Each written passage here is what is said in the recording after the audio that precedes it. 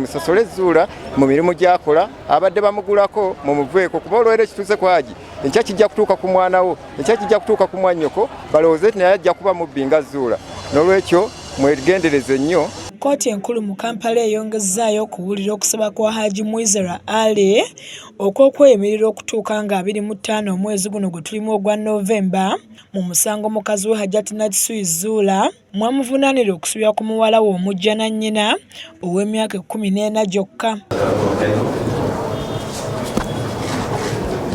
Ab'enganda n'emikwano gya Haji Mwizera babadde bazze mu bungi wabula bonna tebakkiriziddwa kuyingira mu kkooti nga balonzeeko batono n'abamu ku bannamawulire basigadde bweru. Haji Mwizera olwaleero azze aliko n'akamwenyumwenyu so nga ye Hajjati Zuula obudde bwonna bumaze ku ssimu ye wabula bonna kibaweddeko omuwandiisi wa kkooti bw'abategeezezza nti omulamuzi Isaac Muwataali mu mitambo gy'omusango guno alina omusomo gwe yagenzeeko bw'atyo n'ayongezaayo olutuula lwa kkooti eno okutuusa nga 25 omwezi guno. The land trial judge is attending a training. He is unable to be here.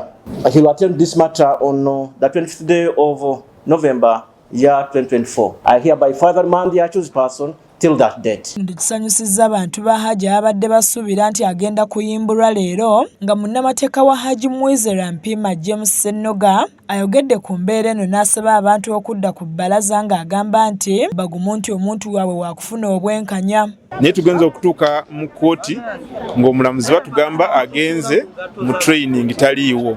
Naye olw'okuba nti omusanga abantu balaze nti bagwagala abantu babadde bangi mu kkooti n'omulamuzi kimukutteko n'atuwa wiiki emu ku Mande nga 25 ebiseera ebisinga bateera kuwa mwezi katusuubire ku Mande bwe tunajja tujja kumaliriza Haji ateebwa awoze ng'ava bweru. Ono agamba nti oludda oluwaabi lwawandiise ekiwandiiko nga lusaba Haji aleme kweyimirirwa wabula n'ategeeza nti okusalawo kulina kuva wa mulamuzi. Gavumenti etunuulidde nnyo ebintu mu mateeka ebiraga nti omuntu tasobola kuteebwa era ekozesezza musajja wa poliisi okukola ki okuwa obujulizi obwo bwonna bwonna. Course omuntu yenna asobola okuleeta obujulizi mu kkooti bw'alaba nti bwe bunaamuyamba naye tekitegeeza nti bwe bujja okukola ki bwe bujja okusinga. Ye munnamateeka Bantu Robert agamba nti Haji Mwizera ali mu mbeera nnungi era nga mugumu nti waakufuna obwenkanya ng'atuusizza okusima kwa Haji eri abantu bonna abamubeereddewo. Gumu ye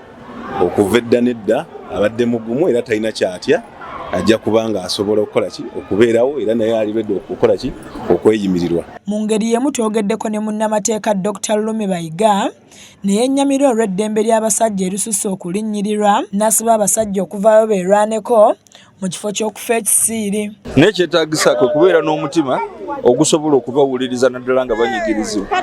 Abamu ku mmwe muli basajja bakanyama naye nga bakyala bammwe babayiira amazzi babakuba n'empi.